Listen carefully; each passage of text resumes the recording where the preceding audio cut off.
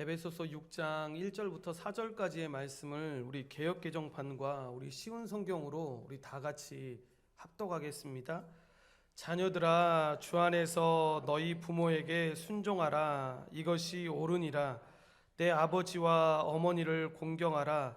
이것은 약속에 있는 첫 계명이니 이로써 내가 잘되고 땅에서 장수하리라. 또 아비들아, 너희 자녀를 노엽게 하지 말고 오직 주의 교훈과 훈계로 양육하라. 자녀들은 부모에게 순종하십시오. 이것이 주님을 믿는 사람으로서 옳게 행하는 일입니다. 십계명에도 내 부모를 공경하라고 하였습니다. 이것은 약속이 보장된 첫 계명입니다. 그 약속은 내가 하는 일이 다 잘되고 이 땅에서 장수할 것이다 라는 것입니다. 아버지는 자녀들의 마음을 상하게 하거나 화를 돋우지 말고 주님의 훈계와 가르침으로 잘 키우십시오. 아멘. 저는 오늘 읽으신 말씀을 가지고 하나님이 원하시는 부모와 자녀라는 제목을 가지고 에베소서 20번째 말씀을 전하고자 합니다. 본문은 이 가정의 달에 가장 많이 설교되는 이 부모와 자녀들에 대한 이 권면의 말씀으로 바울은 앞단락에서 남편과 아내가 지켜야 될 이 지침들을 제시한 다음에 이제 이 부모와 자녀의 관계에 대해서 초점을 맞춰서 이야기합니다. 에베소서의 전반부가 주로 교리와 신학적인 내용을 보여준다면 이 후반부의 말씀은 이 구원받은 백성이, 즉 교회가 교회적 삶을 어떻게 살 것인지 윤리와 실천적인 적용을 우리에게 보여주는데, 그래서 에베소서 후반부 말씀도 이 다른 바울의 편지들처럼 전반부의 교리와 가르침의 근거에서 이해해야지만 이 균형 잡힌 해석이 가능하다는 것을 우리가 알게 됩니다. 특별히 이 말씀을 대할 때 우리는 그리스도의 은혜로 이 거듭난 하나님의 사람들에게 주시는 이 권면의 말씀이라는 것을 우리가 먼저 기억해야 되는데, 그러니까 쉽게 말하면 이 세상을 살아가고 있는 하나님을 알지 못하는 모든 사람들에게까지 이 말씀을 주신 것이 아니라 하나님의 은혜로 거듭난 이 교회로서 살아가는 사람들에게 주시는 하나님의 말씀이라는 것을 먼저 기억해야 합니다. 즉 오늘 말씀도 지난주와 마찬가지로 인류에게 보편적으로 주어지는 윤리가 아니라 믿음의 사람들에게 주어지는 특별한 윤리라는 것입니다. 그러므로 하나님의 관계가 선행되지 않은 채 여러분 이러한 원리를 적용하는 것은 마치 뿌리 없이 열매를 맺고자 노력하는 것과 같은데, 그러므로 꼭 잊지 말아야 될 것은 여러분 신앙인에게 필요한 모든 윤리의 바탕에는 이 하나님과의 관계가 있어야 되고 그 관계가 자연스럽게 삶으로 나타나야 한다는 것입니다. 그러므로 본문에 나타난 이 아버지와 자녀 간의 관계가 당시의 시대적인 상황이나 지금의 상황과 흐름과도 맞지 않을 수가 있는데, 하나님의 부르심에 합당하게 산다는 것이 때로 그 시대의 사상과 삶의 흐름과 일치하지 않는다는 것을 기억하고 이 부분을 봐야 합니다. 본문에서 사도 바울은 하나님을 믿는 부모와 이 자녀들이 어떤 자세로 서로를 대해야 될지를 분명하게 제시하고 있는데, 여러분 이것은 가정 준칙을 담고 있는 이 큰 문단 중에 둘째 부분으로 이렇게 가정 준칙에 부모와 자녀들의 관계가 그런 권면들이 포함되어 있는 것은 당시의 자녀들이 부모와 함께 예배에 참석하여 하나님의 말씀을 들었음을 암시하는 것입니다. 여러분 이런 사실은 뭘 뜻하냐면 당시의 교회가 매우 이른 시기부터 성과 연령과 이 신분에 관계없이 사람들을 믿음의 공동체 안으로 받아들였고, 특별히 어린 아이들도 이 공동체의 중요한 구성원으로 간주하였음을 보여주는 부분입니다. 이것이 너무 당연한 사실 아니냐라고 의문을 가질 수도 있습니다. 왜냐하면 온전한 교회도 그렇게 예배를 드리고 있고 모든 자녀들이 그렇게 하고 있으니까 이게 뭐 다른 겁니까? 라고 물어볼 수 있는데, 여러분 당시가 어떤 사회라고 했습니까? 자녀들을 인격을 가진 존재로 대하기보다는 마치 비인격적인 소유물처럼 함부로 대하는 일이 만연했던 이 당시의 사회를 생각한다면 이것은 매우 충격적인 일이었습니다. 그러니까 당시의 분위기로 본다면 여러분, 예배라는 것도 어떻게 드렸어야 했습니까? 애들은 가라, 어른들만 참여할 수 있고 특별히 남자들을 우선시하는 그런 영향이 많이 있는 시대였습니다. 그런데 그 모든 어린 아이들도 같은 구성원으로 보고 이 믿음의 공동체 안에 함께 한 가족으로 보아서 같이 예배하면서 나아갔다라는 것입니다. 본문은 크게 두 부분으로 나뉠 수가 있습니다. 1절부터 3절까지의 말씀은 이 부모와 자녀 간의 관계에서 이 자녀들에 대한 권고의 내용이고, 이 4절 말씀이 이 부모들에게 하는 권고의 말씀입니다. 우선 자녀들에게 주었던 이 권고의 말씀을 우리가 먼저 살펴보기 원하는데, 본문 1절에서 사도 바울은 그리스도인 가정의 자녀들에게 이렇게 이야기합니다. 자기 부모에게 순종하라라고 권고를 합니다. 이것은 성령 충만한 자의 마땅한 바로 자녀들은 주 안에서 순종해야 하는데, 믿는 자녀들은 주 안에 있는 존재로 주의 통치와 주권 아래에 있다는 것을 잊지 말라는 것입니다. 그러므로 자녀는 일반적인 윤리적 요구나 이 사회적인 관습을 넘어서서 주께 순종하는 차원에서 이 부모님께 순종해야 되는데, 즉 성도는 부모에게 순종함으로 주께 순종하는 것입니다. 그래서 본문은 이것이 옳으니라 라고 덧붙이고 있는데, 본문에서 자녀들, 즉 테크나라는 이 표현은 나이가 어린 자녀들 뿐만 아니라 이 성인이 된 자녀들을 모두 포함하는 것인데, 바울의 권면으로 미루어 볼 때 적어도 그들은 주님과의 관계와 이 주님에 대한 헌신을 이해할 정도의 신앙을 가진 사람들을 이야기합니다. 그래서 자녀들을 위한 권면에서 바울이 사용했던 동사, 이 휘파쿠오라는 이 동사는 지시받은 것을 이행하다 아니면 명령을 수행하다라는 개념을 갖고 있는데, 그러니까 이 동사는 여러분 남편과 아내의 단락에서 사용했던 그 순종하라는 동사보다 의미가 더 강한 것인데, 그러니까 쉽게 말씀드리면 아내의 복종이 사랑하는 이에게 자발적으로 자기를 맡기는 이 사랑에 대한 이 사랑의 반응인 자발적인 복종이라면, 자녀의 경우에는 이 마땅히 해야 할 의무로서의 순종을 가리키고 있는 것입니다. 남편과 아내와의 관계가 여러분 서로 사랑하고 복종하는 이 동등한 관계인 반면에, 이 부모와 자녀의 관계는 양육하고 양육받는 관계이며 보살피고 보살핌을 받는 관계라는 것입니다. 따라서 양육을 받고 이 보살핌을 받는 자녀들은 마땅히 이 양육의 책임을 지고 있는 부모에게 순종할 수 있어야 하는데, 주의해야 될 것은 여러분 이 부모에게 순종하는 것이 자녀가 마땅히 해야 될 의무이지만, 그것은 반드시 우리가 전 시간에도 배웠던 것처럼 주 안에서 해야 된다는 사실입니다. 여기서 주 안에서라는 이 표현은 예수님의 주되심을 강조하는 표현으로, 주 안에서라는 말이 이런 부모라는 말을 수식해서 그리스도인 부모를 가리키는 말이 아니라 이 순종하라는 말을 가리키고 있는 것인데, 그러므로 바울은 자녀에게 이렇게 얘기하는 것입니다.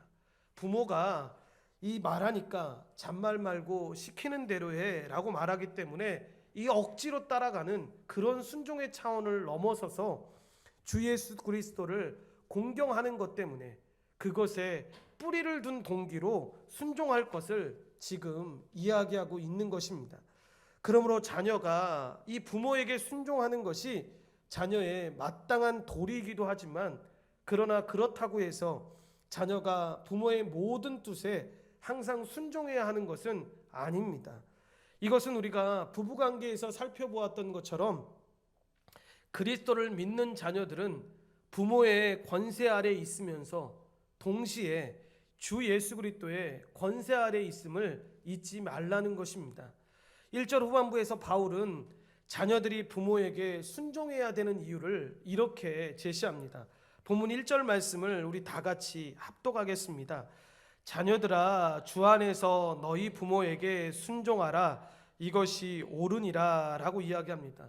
그러니까 우리가 보고 있는 개역 개정판 성경에는 이 부분이 번역되어 있지 않지만 이 성경 원문인 헬라어 본문에는 이유를 나타내는 접속사 가르가 포함되어 있는데, 무슨 얘기냐면 자녀들이 자기 부모에게 순종해야 하는 이유가 그렇게 하는 것이 옳기 때문에 순종해야 한다라는 것입니다. 물론 이것은 기독교뿐만 아니라 일반 어떤 종교에서도 자녀가 부모님에게 순종하는 것을 사회의 가장 기본적인 덕목으로 요구하고 있다는 걸 우리가 다 알고 있습니다.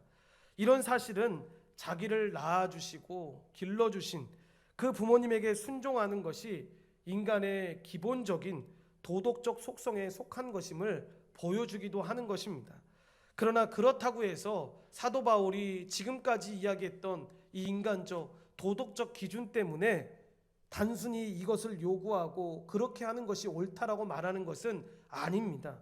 여기서 바울이 옳다라고 말하는 것은 자녀가 부모 안에서, 이 주 안에서 순종하는 것을 이야기하는데, 여기서 바울은 예수 그리스도의 사도로서 그리스도인 가정의 자녀들에게 강력하게 권면하고 있는데, 자녀가 자기 부모에게 주 안에서 순종하는 것이 옳은 이유는 그것이 주님 앞에서 합당한 일이기 때문에 그렇게 행하라라고 이야기하고 있는 것입니다.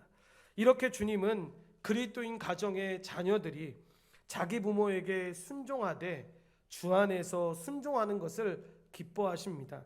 그래서 본문 2절에서 사도 바울은 자녀의 순종을 강조하려고 이 구약 성경의 말씀을 인용하고 있는데, 다 같이 합독하겠습니다.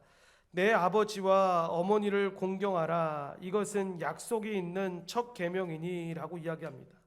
그러니까 바울은 먼저 내 아버지와 어머니를 공경하라는 말을 문자 그대로 인용한 다음에 이어서 이것은 약속이 딸린 첫 계명입니다 라는 자신의 말을 첨가합니다.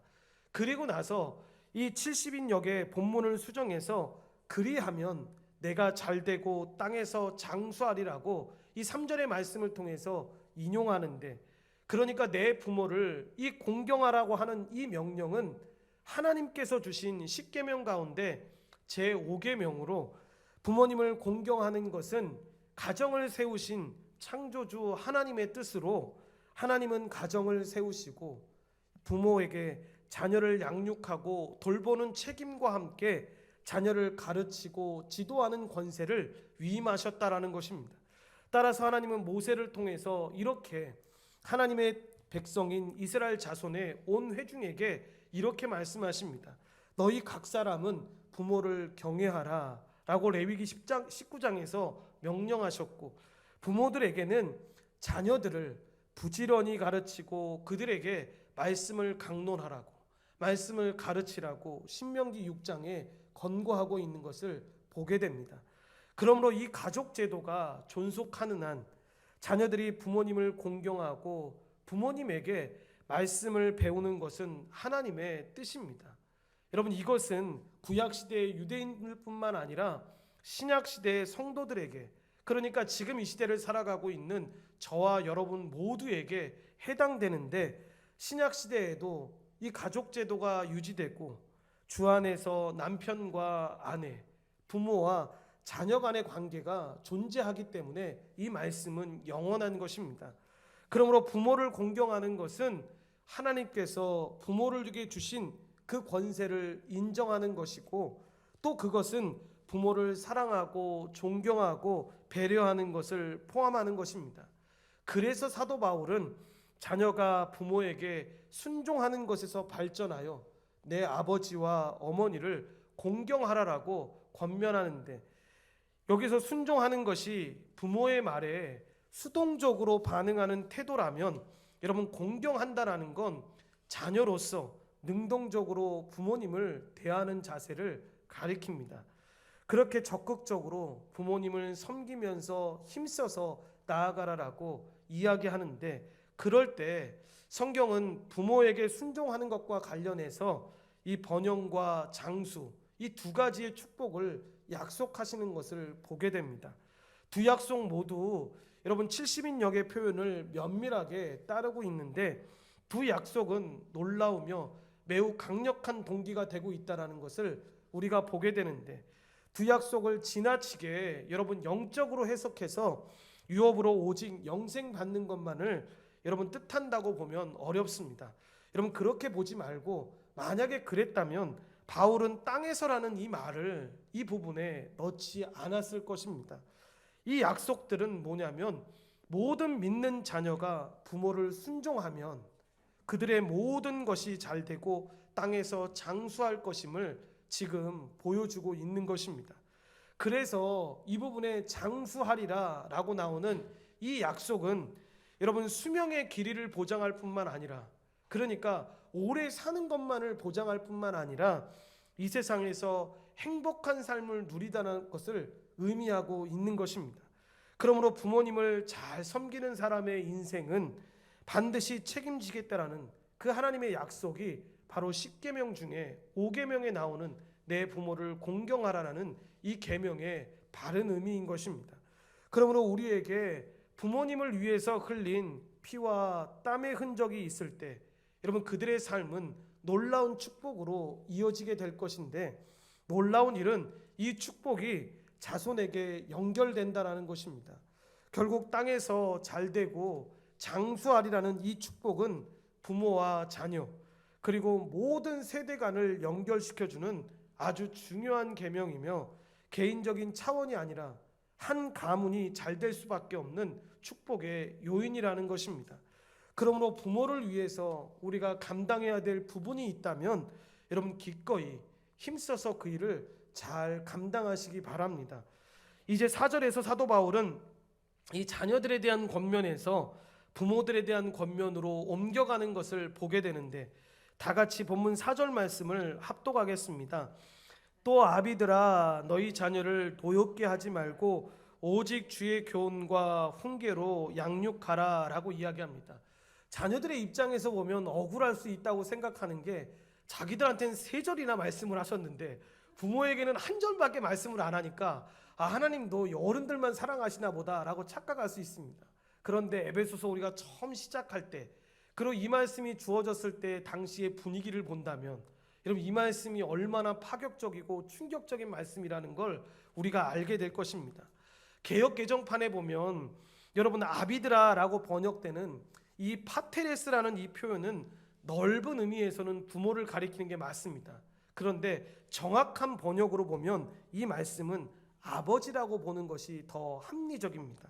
그러니까 당시의 상황과 지금의 상황을 보면 조금 다른 부분이 있어서 특이하게 엮여질 수 있는데, 그 부분이 뭐냐면 여러분 그리스 로마 사회뿐만 아니라 당시의 유대 사회에서 이 자녀 교육의 책임을 지고 있는 것이 여러분 지금처럼 어머니가 아니라 아버지였습니다. 그래서 바울이 부모를 의미하는 단어인 고뉴스라는 이 단어 대신에 이 파테레스라는 단어를 사용했다는 건 뭐냐면, 당시에 이 자녀 교육의 책임을 아버지가 지고 있었으니까 아버지에게 지금 이런 권면을 하고 있는 것입니다. 그러니까 이 단어는 아버지라고 가르쳐 보는 것이 옳습니다.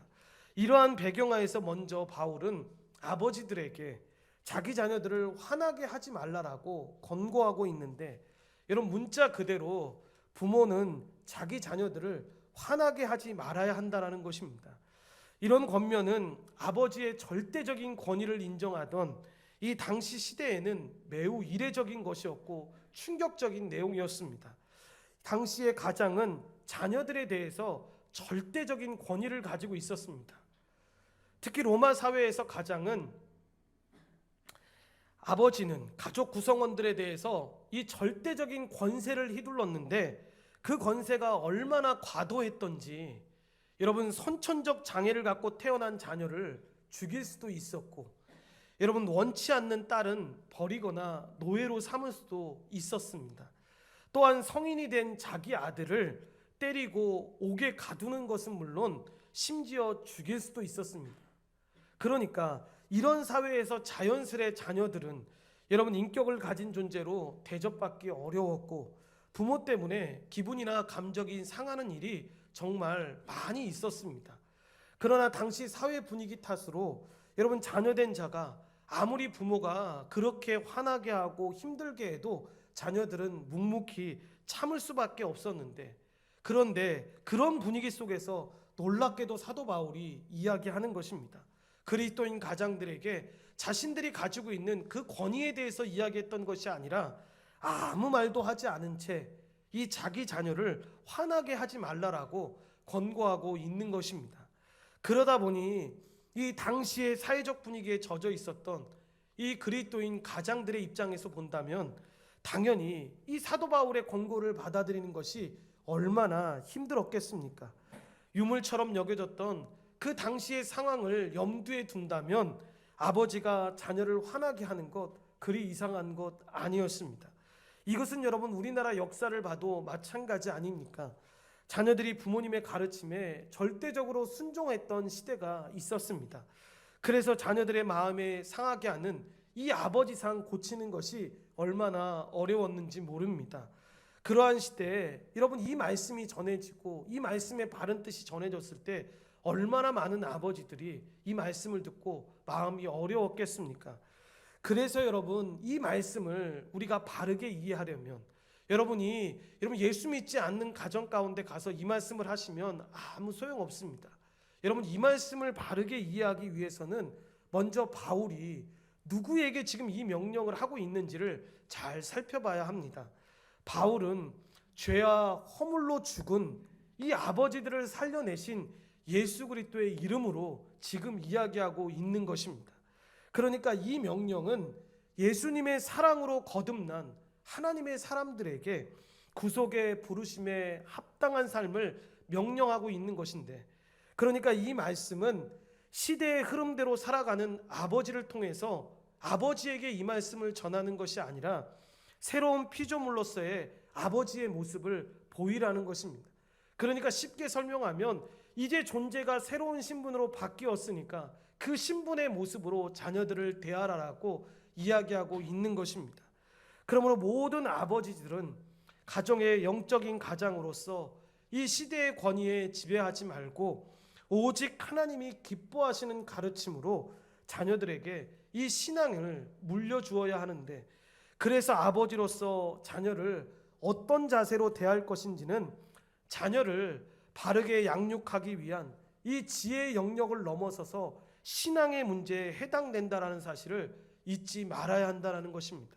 이렇듯 바울은 그리스도인들이 세상과는 다른 삶의 원리와 방식에 따라서 살기를 그토록 원했는데, 그래서 그리스도인이 되는 것은 하나님의 새 백성의 일원이 되는 것이며 또한 하나님의 가족의 일원이 되는 것입니다. 그러므로 그리스도인 가장들은 새 백성의 한 사람으로서, 하나님의 가정의 한 사람으로서 이 새로운 신분에 합당한 가치와 원리에 따라서 살아가야 하는데, 가정에서 그들은 자녀들을 하나님의 관점에서 보아야 되고 이 자녀들과의 관계를 주 안에서 새롭게 정립해야 합니다.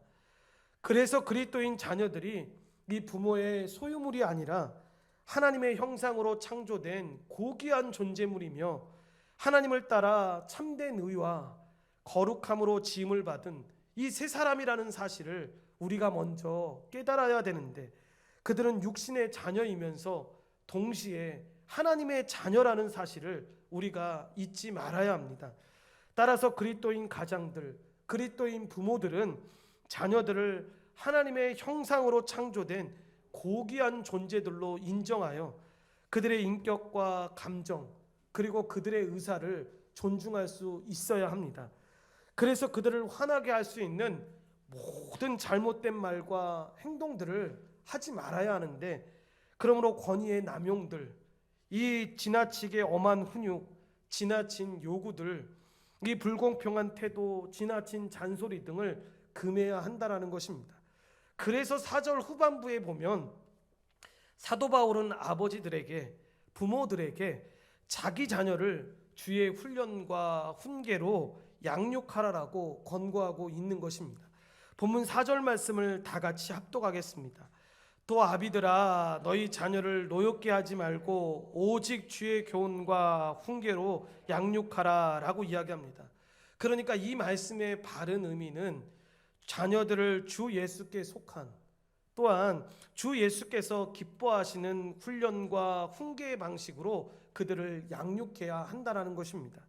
대체로 부모들은 이 자녀를 교육하는 자기 나름의 방식이나 철학이 있어서 어떤 부모는 저명한 교육학자의 방법과 원리에 따라서 자녀를 양육하는 모습들을 보게 됩니다.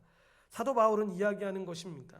부모나 그렇게 너희들이 따르고 있는 저명한 교육학자의 방법이 아니라 주 예수께서 기뻐하시는 방법과 원리로 너희들의 자녀를 양육하라라고 지금 권고하고 있는 것입니다. 그래서 예수님도 자신의 마음이 온유하고 겸손하다라고 말씀하시면서 너희들이 자신에게 배울 것을 요청하셨는데, 이렇게 예수님은 스승으로서 제자들을 사랑하시되 끝까지 사랑하셨으며 이 제자들의 발을 씻김으로 먼저 모범을 보이셨습니다. 심지어 자신을 버리고 자신을 배반하고 떠나갔던 그 제자들을 먹이시고 보살피셨으며 그들에게 다시 사명을 주셨는데, 주님의 이런 모습은 여러분 자녀를 양육하는 이 책무를 부여받은 이 모든 그리스도인 부모들이 본받고 배워야 할 덕목이 무엇인지를 우리에게 잘 알려주는 것입니다. 그리스 로마 시대의 일반적인 기준과는 달리 그리스도인 부모들은 자녀를 양육하되 이 겸손하고 온유한 마음을 가지고 자녀를 사랑하되 끝까지 사랑으로 양육하라라고 이야기하고 있는 것입니다. 그래서 주의 훈련과 이 훈계로 양육하라는 말은 부모의 의사와 목표에 따라 양육하지 말고 주님의 뜻과 목표에 따라서 이 양육하라는 의미를 지니고 있는데, 여러분 자녀는 부모님의 자녀이기 전에 주님의 자녀라는 사실을 잊지 말라는 것입니다. 따라서 그리스도인 부모들은 자기 자녀들이 부모님의 뜻에 순종하도록 가르쳐야 하지만 궁극적으로는 그들이 주님을 알고 주님 앞에 순종하는 삶을 살아가도록, 그리고 주님의 모습을 닮아가도록 우리가 힘써서 먼저 그 삶을 살고 우리 자녀들에게 가르쳐야 한다는 것입니다. 이것은 에베소의 전체 내용을 비추어 볼 때 그리스도를 믿는 자녀들이 하나님께서 이 그리스도 안에서 창조하신 이 새 백성의 한 사람으로, 이 새 백성의 한 사람이 되었으므로 새 백성에 합당하게 사는 삶을 주님께서 그리스도인 가정의 모든 구성원들에게 요청하는 것입니다. 그러니까 부모, 자녀 모두에게 이런 요청을 하는 것입니다. 따라서 그리스도인 부모들은 자기 자녀들에게 하나님의 새로운 백성의 가치와 삶의 원리를 바르게 가르쳐야 하는데, 그리하여 그들은 새로운 백성의 합당한 가치와 원리에 따라 살면서 이 새로운 백성의 성품과 모습을 드러낼 수 있어야 합니다. 그러므로 자녀들을 주님의 뜻과 기준에 맞게 양육하려면 반드시 여러분 훈련과 훈계가 필요한데, 그래서 여러분 훈련 없이 좋은 운동선수가 나올 수 없는 것처럼 훈련이 없다면 좋은 그리스도인이 될 수 없다라는 것입니다.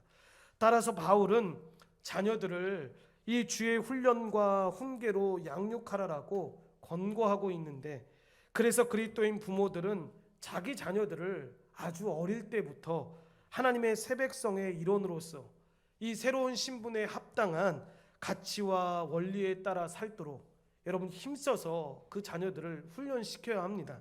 그래서 그들이 잘못된 행동을 할 때에는 분명히 잘못된 것을 가르쳐 주어야 하고 고칠 수 있도록 여러분 훈계해야 합니다.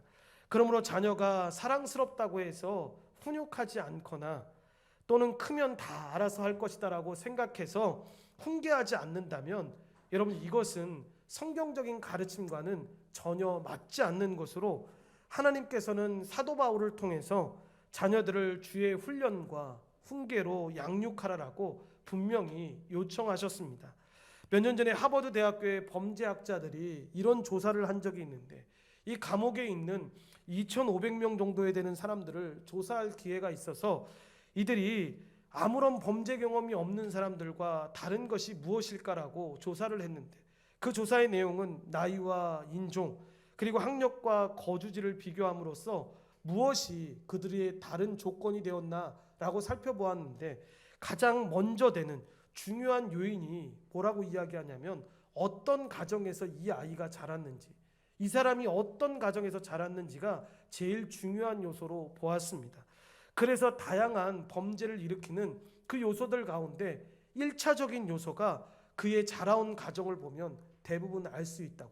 모두가 그런 것은 아니지만 대부분의 이 들어온 사람들의 삶을 보면 부모의 훈계가 지나치게 거세거나 적절하지 못하거나 아니면 부모에게 정말로 아무런 사랑과 애정을 느끼지 못하는 그런 가정에서 자란 사람들이 그렇게 삐뚤어지게 잘못된 상황 가운데 놓여 있다라는 것을 보게 됩니다.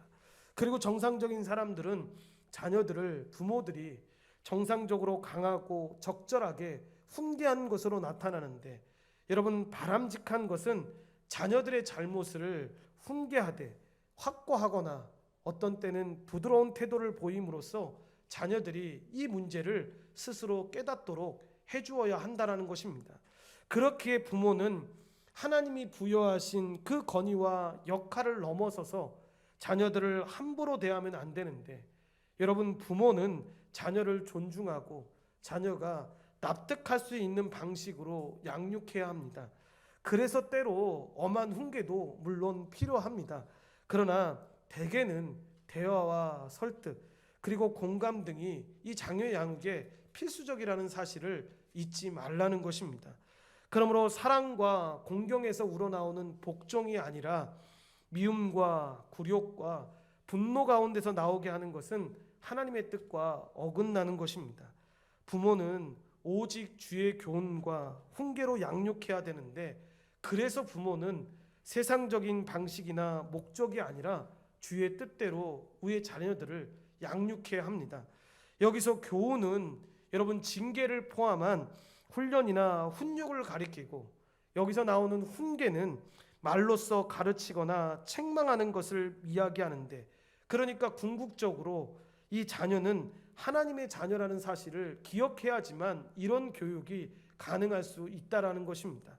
그래서 부모는 자신이 맡아서 양육하는 이 시간 동안에 최선을 다해서 하나님의 뜻대로 이 자녀들을 양육할 수 있어야 합니다. 여러분, 그 양육의 목표는 성경에서 말하는 성숙한 성도, 곧 우리 주 예수 그리스도를 닮는 자로 세우는 데까지 우리가 우리의 자녀들을 양육해야 한다라는 것입니다.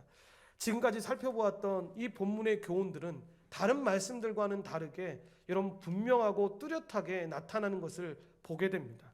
자녀들은 자기 부모를 공경하고 순종해야 되며, 부모들은 자기 자녀를 화나게 하지 말고 주의 훈련과 훈계로 양육해야 한다라고 분명하게 이야기합니다. 그런데 안타깝게도 오늘날 많은 자녀들이 자기 부모의 권위를 인정하지 않으면서도 순종하지 않고, 또 많은 부모들은 자기 자녀들을 세상적인 가치와 기준에 따라서 교육하기에 여념이 없는 것을 우리가 보게 됩니다. 여러분, 이런 시대에 오늘 우리가 배웠던 이 본문의 교훈은 부모와 자녀의 관계에서 지켜야 될 이 가장 기본적이면서도 가장 중요한 원리를 우리에게 이야기해 주고 있는데, 자녀들이 자기 부모를 공경하고 순종하는 것이 시대에 뒤진 유교적인 가르침이나 낡은 가르침이 아니라 자기 백성을 향한 하나님의 뜻이자 명령이라는 사실을 분명히 우리에게 보여줍니다. 그러므로 모든 시대에 그리스도인 자녀들은 단순히 부모에 대한 도덕적 의무감 때문이 아니라 하나님께서 부모에게 자신을 양육할 사명과 권한을 위임하셨다라는 것을 깨달아서 자기 부모를 공경하고 순종하는 삶을 살아야 합니다. 그러나 부모가 무리한 요구를 하거나 매사에 억압적인 태도로 자녀를 대한다면, 여러분, 자녀들이 이 유쾌한 마음으로 부모에게 순종하는 것이 불가능하지 않겠습니까? 그러므로 부모도 자녀에게 순종을 요구하려면 먼저 여러분 부모의 도리를 다하려 애써야 하고 자녀의 의사와 감정을 존중하기 위해서 힘써서 살아가야 합니다. 하지만 현실 세계에서 이 부모의 도리를 다하면서 자녀에게 순종을 요구하는 부모들은 그리 많지 않은데 그리스도인 부모들도 크게 다르지 않는 것 같습니다. 그래서 자녀들에게 순종을 요구하면서도 정작 본인들은 자녀들에게 화나지 말라는 이 성경의 말씀을 잘 지키지 않는 모습을 보게 됩니다. 그래서 자녀들은 마지못해서 이 부모에게 순종하니 여러분 그 마음의 불만이 얼마나 가득하겠습니까? 부모에 대한 불만이 커지면서 부모의 말에 거역하고 반항하는 일까지 계속 일어나는 것입니다. 그러나 부모가 이렇게 무리한 요구를 하거나 억압적인 태도로 대한다고 한다 한들 자녀들의 입장에서 부모에게 반항하거나 부모들과의 관계를 단절해서는 절대로 안 되는데 도리어 참고 인내하면서 이 좋은 관계를 유지하고자 여러분 노력해야 합니다. 그래서 서운한 것이나 불만스러운 것이 많이 있다 하더라도 공손하게 자기 의사를 표현하면서 대화로 풀어가야 하는데 말로 하기 어렵다면 글로 써서라도 여러분 부모 간의 이 모든 관계들을 풀 수 있어야 합니다. 이렇게 본문의 권면을 대하면서 여러분 우리는 부모님과의 관계가 어떤지를 잘 돌아봐야 합니다. 우리가 부모님께 순종하고 있는지 정말로 기쁜 마음으로 진심으로 부모님을 공경하고 있는지 부모님의 지나친 말이나 행동 때문에 상처를 입어서 부모님을 멀리하고 살아가고 있지는 않은지 만일 그렇다면 부모님의 잘못을 용서하고 이 관계를 회복할 수 있도록 그리고 진심으로 부모님을 공경할 수 있도록 하나님의 은혜를 구하며 하나님 앞에 나아가야 합니다. 또한 자녀들을 화나게 하지 말라는 이 본문의 단락은 자녀의 인격을 무시하던 당시 시대뿐만 아니라 여러분 오늘날에도 여전히 유효한 말씀인데 여러분 물론 오늘날에는 많은 부모들이 오히려 자기 자녀를 지나치게 감싸거나 소위 기를 살려주기 위해서 무조건 자녀들의 생각을 받아주는 시대이기 때문에 이 말씀과 별로 맞지 않는 것 같습니다 라고 말할 수도 있지만 그러나 많은 다른 부모들은 여전히 그렇게 하는 행동조차도 자녀를 자신의 소유물로 여기거나 자기의 욕심을 이루는 수단쯤으로 생각해서 자녀에게 자기의 생각을 일방적으로 강요하는 것을 보게 됩니다. 그래서 자녀의 의사나 감정은 중요하지 않다라고 생각하는 경향들이 있는데 여러분들은 어떠십니까? 자녀에게 일방적으로 순종을 강요하면서 자녀의 의사나 감정을 무시하고 계시는 않으십니까? 그래서 혹시 부모에게 이 순종하라는 이 말씀은 자주 상기시키면서 정작 본인은 자녀들을 화나게 하지 말라라는 이 권면에는 눈을 감고 살아가고 있지 않으십니까? 여러분 잊지 마십시오. 그리스도인 부모들은 자녀들을 하나님의 형상대로 지음받은 고귀한 존재로 인정하고 여러분 그들의 인격과 감정을 존중하면서 이 주의 훈련과 훈계로 양육해야 합니다. 대체로 우리 사회에서 부모들은 안타깝게도 자기 자녀가 경쟁에서 남들을 이기고 성공하기를 바라는 반면에 다른 이들을 배려하면서 더불어 사는 것은 그다지 중요하게 생각하지 않는데 그러다 보니 여러분 우리가 살고 있는 사회가 얼마나 경쟁적으로 치열하게 살아가는 시대가 되어서 나만 성공하면 된다라는 시대로 흘러가고 있지 않습니까? 더 큰 문제가 여러분 세상 부모는 그럴 수 있는데 여러분 그리스도인으로 새로운 존재된 교회적 삶을 살아가는 부모들조차도 여러분 자녀들을 출세와 성공의 길로 내몰고 있지는 않으십니까? 적어도 자녀 교육에 대해서만큼은 신앙하고는 상관없이 정말로 세상의 방식과 충실하게 세상의 방법과 원리를 따르고 있는데 물론 경쟁 사회에서 살다 보면 이러한 측면이 불가피한 면도 있다라는 것을 압니다. 하지만 하나님의 새로운 백성의 구성원으로 부름받은 그리스도인 부모들마저 여러분 자기 자녀들에게 이렇게 남 돌보지 않고 세상의 성공만을 추구하라고 가르친다면 여러분 이 사회가 어떤 사회가 되겠습니까? 그러므로 자녀를 주의 훈련과 훈계로 양육하는 그리스도인 부모들에게 가장 중요한 것은 부모 자신이 하나님의 새로운 백성의 일원으로서 올바른 가치와 원리에 따라 살아가는 것입니다. 그리고 자녀들에게 그 삶을 보여주고 그 자녀들이 그 아버지의, 그 어머니의 삶을 보며 그렇게 걸어가는 것입니다. 시인이며 사상가이자 목사가였던 랄프 알도 에머슨이란 분은 무엇이 성공인가라는 시에서 이렇게 말합니다. 자기가 태어나기 전보다 세상을 조금이라도 더 살기 좋은 곳으로 만들어 놓고 떠나는 것, 자신이 한때 이곳에서 살았음으로 해서 단 한 사람의 인생이라도 행복해지는 것, 이것이 진정한 성공이다 라고 이런 시를 발표한 적이 있습니다.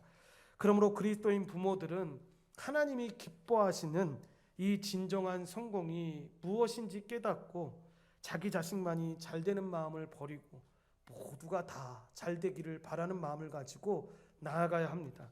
그리고 자기 자녀들을 더불어 나누며 사는 사람으로, 그리고 다른 이들을 행복하게 해주는 사람으로 양육해야 하는데, 아무리 좋은 그리스도인이라 하더라도 여러분 훈련이 없다면 좋은 부모가 될 수 없고 좋은 자녀가 될 수 없습니다. 한국교회의 미래가 참 암담하다라는 사실을 여러 곳에서 우리는 발견하게 되는데, 어느 통계를 보니까 20대가 되면서 이 교회를 버리고 신앙을 떠나는 청소년이 교회를 다녔던 아이들의 70% 정도가 된다라고 합니다. 요즘 보면 이 70%도 적은 것 같습니다. 90% 정도, 아니면 큰 교회 보면 여러분 그렇지 않습니까? 30만 명이 되는 교회가 여러분 정상적으로 보면 자녀들이 어떻게 돼야 됩니까? 자녀들로 보면 자녀들 수가 60만 명이 돼야 되는 겁니다. 그런데 어른들 수만 만약에 10만 명이 다니는 교회가 있다고 하면 여러분 자녀들은 20만 명 다녀야 하지 않습니까? 그게 정상적인 것 아닙니까? 그런데 10만 명 다니는 교회 가보면 여러분 자녀들이 수천도 되지 못하고 몇백 명에 있는 교회들이 요즘 교회의 현실이라고 합니다. 그러니까 여러분 그런 부분에서 보면 우리는 참 희망적인 겁니다. 부모하고 똑같은 숫자로 자녀들이 다 이렇게 다 부모님 말씀에 순종해서 하나님 뜻에 이 순종해서 다 이렇게 신앙 믿고 다니고 다 열심히 하고 있으니까 정말로 좋은 것인데, 그때 부모님들이 그런 얘기들을 합니다. 처음부터 이들이 교회와 신앙을 대학교 가니까 버렸어요 라고 이야기하는데 아닙니다. 그럼 제가 볼 땐 처음부터 그들에게 신앙이 없었던 겁니다. 이 예배당에는 오기는 왔는데, 이 공동체 안에 들어와서 예배라는 걸 드리긴 드렸는데, 여러분 그 종교적 행위를 하는 것이 그들은 신앙이라고 생각했던 것입니다. 여러분 아닙니다. 예수를 주로 고백할 수 있어야 하고, 예수님이 행하신 그 모든 사역 가운데 우리가 배웠던 그 복음의 기초에 있는 모든 내용들을 우리가 알고 그렇게 믿음으로 고백하는 겁니다. 내가 이것을 믿습니다. 내가 이런 삶으로 주님 앞에 나가는 사람입니다 라는 사람들이 신앙을 가진 사람들인 것이지, 그저 예배당에 와서 앉아있다 그냥 가는 사람들은 여러분 이 신앙을 가진 사람들이 아니라는 것입니다. 그래서 여러분 우리가 살고 있는 이 신앙의 때, 이때가, 이 신앙의 가르침이 어느 때보다 중요한 것이 이 눈앞에 급한 일 때문에 여러분 신앙으로 자녀들을 철저하게 훈련하지 않는다면 그 아이의 미래가 어두워질 것인데, 여러분 교회에서 주어지는 교육에 자녀들만 맡기는 것뿐만 아니라 자녀들을 양육하는 첫 선생이 부모라는 사실을 잊지 말고 여러분 우리가 힘써서 이 일을 행해야 합니다. 그래서 가장 위대한 선생은 삶으로 자녀들에게 신앙교육을 시킬 의무를 지닌 부모라는 사실, 여러분 이 사실을 잊지 말아야 합니다. 하나님이 우리에게 맡기신 이 위대한 사명, 여러분 우리 한 사람으로 인해서 우리 자녀들만 기뻐할 수 있다면, 우리 자녀만이라도 바르게 서서 이 땅 가운데 걸어갈 수만 있다면 하나님이 우리에게 주신 그 위대한 사명을 우리가 지금 행하고 걸어가고 있는 것입니다. 하나님을 경외하고 하나님의 법도로 자녀를 양육하고자 한 이 부모 밑에서 하나님을 경외하는 위대한 자녀들이 탄생하게 되는 것입니다. 한국교회의 미래는 여러분 신앙교육을 철저하게 받는 이 어린 자녀들에게 있음을 우리가 잊지 말고, 늦어 보이고 미련해 보여도 여러분 그 일에 묵묵히 힘써서 걸어나가게 되시기를 간절히 축원드립니다.